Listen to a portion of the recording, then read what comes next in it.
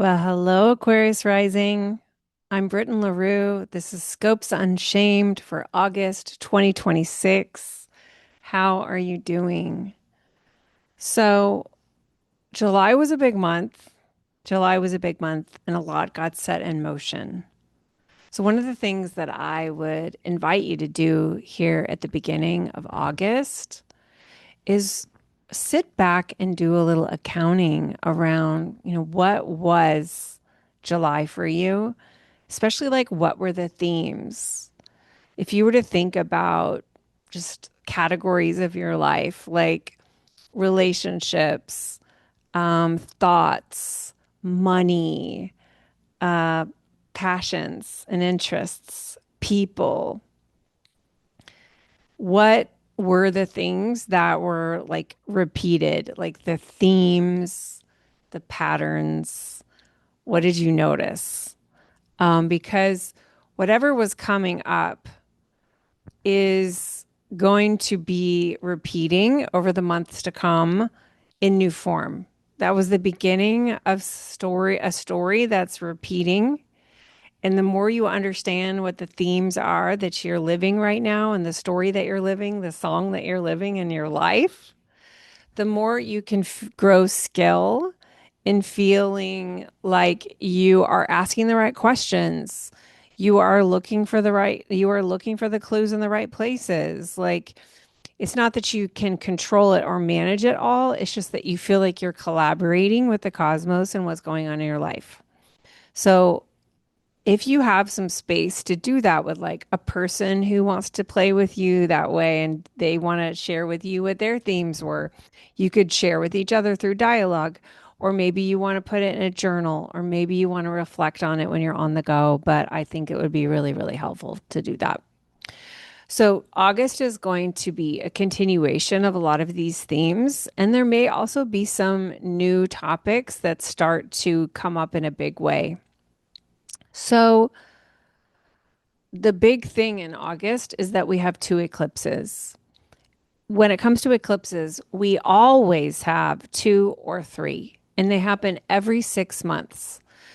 And the signs that they're happening in are kind of shifting over the course of the year. So sometimes both eclipses that we have at one end of the year will be in signs opposing each other, and sometimes they're in a sign and then a sign like in the next polarity. And that's what we have this time. And I'll explain what I mean there in just a second.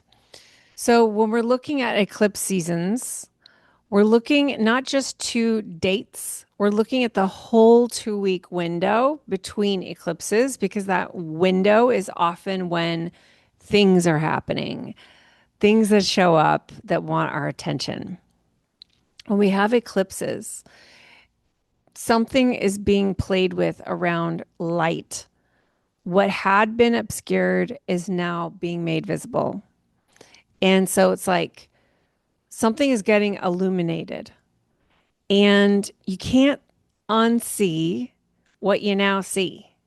So it invites you into registering what's here into your reality.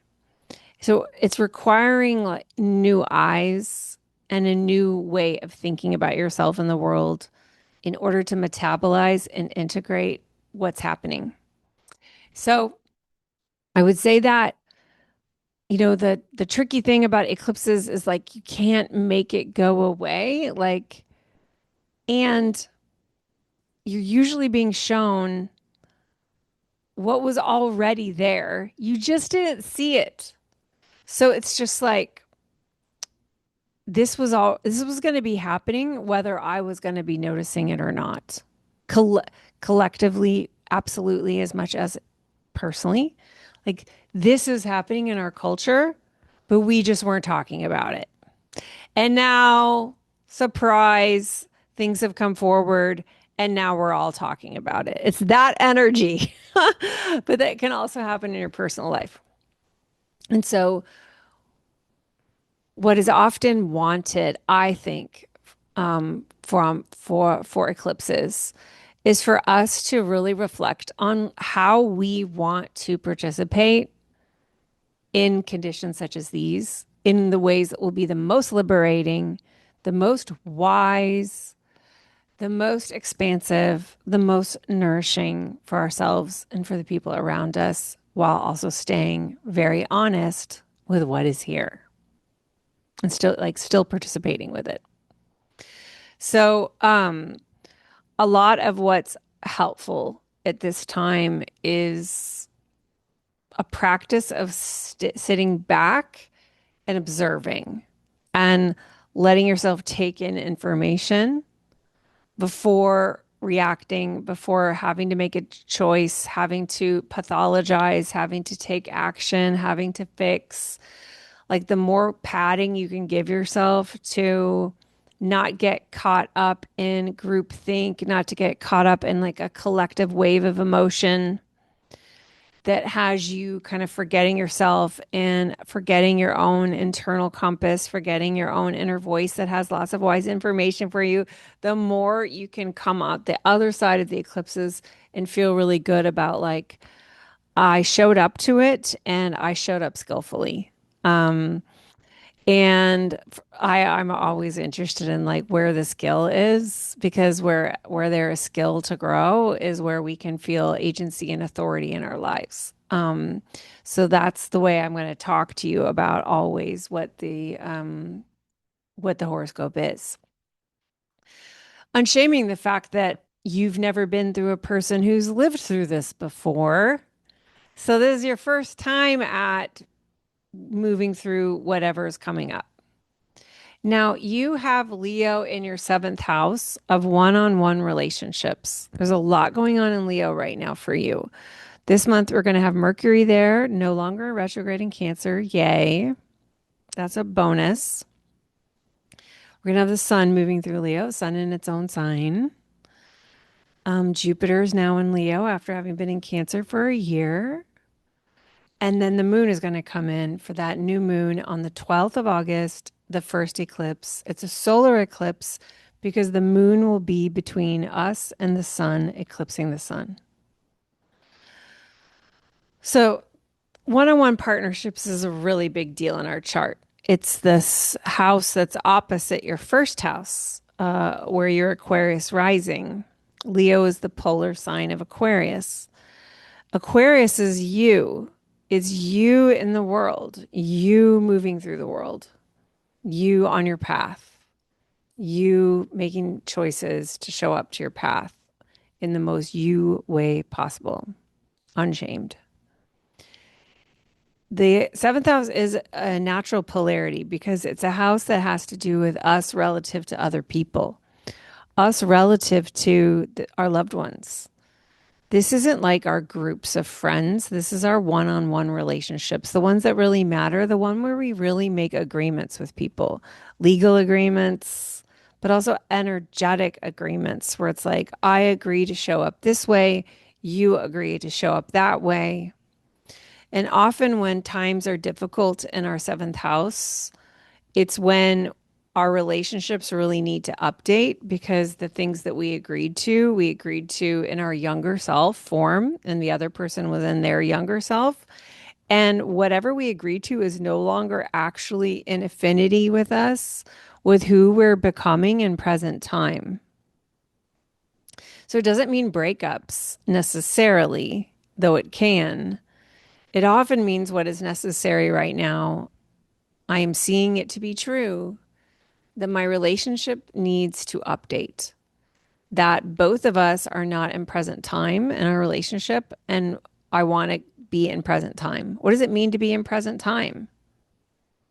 What does it mean to be in present time in your relationships?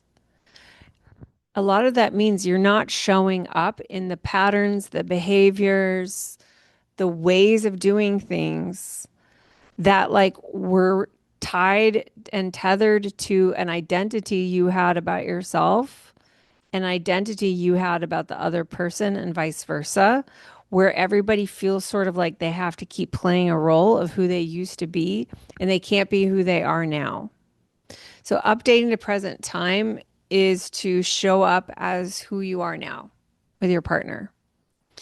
So, This eclipse, certainly just Leo season in general, certainly Jupiter being in Leo for a whole year, these may be themes that you're working on is how to adapt to the information that's helping you see how you can make your relationships just flourish so much better because they've been updated to present time. And so some of those themes may be up, and this is often a sensitive thing for us humans. Most of us were not modeled or taught very mature or skillful relating. Okay. We just weren't modeled or taught it.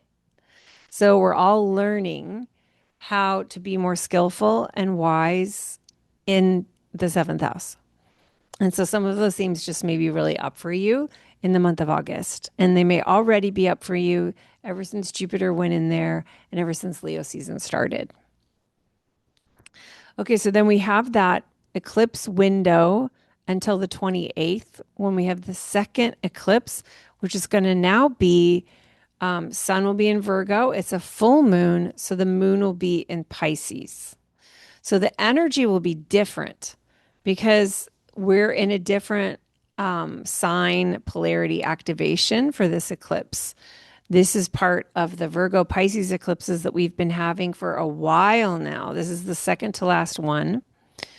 And it's at 5 degrees of Pisces. So the sun will be at 5 degrees of Virgo. So if you have placements in either of these, 5 Pisces or Virgo, or say Gemini, Sag, because those are the squaring other mutable signs. You may have some invitations, so to speak, like some deeper pull into this lunar eclipse. Pisces is a big feeling sign, oceanic feeling sign. It tends to open us into the connection with all life and the oneness of all everything and the music of the universe and all the love that moves through it. This is often a really beautiful full moon, a beautiful one to just go lay outside on a blanket and read poetry and listen to music under the full moon. It can feel amazing. And because it's an eclipse, it may just have some more emotionality to it. And Pisces is already a water sign with feelings. So, what I've been feeling into is listening for how you might be able to care for yourself by tapping into some grief that you're carrying. Most humans walking around on planet Earth today are carrying all kinds of unprocessed grief. So, we can be processing it for the rest of our lives. We have that much. Like we'll think, I don't have any grief. We do. We just haven't been skillfully modeled how to hold grief in a way that's ritualized and caring and allows us to access the joy and love on the other side of grieving. So it may be that grief is just kind of up, and my invitation to you is to flow with it. Grief runs on its own flow. So it's very inconvenient to the part of us on a schedule, but it will invite you into some rolling grief. And on the other side of that, it's going to feel so good. It's really going to feel beautiful to have moved through it. So I'm wishing you a beautiful August. If you love my approach to horoscopes, please subscribe. This is a new project. I would love to have more subscribers at my channel for work I'm now starting to add here. I would love it if you comment, share, like this video, and I will see you in September. Cheers.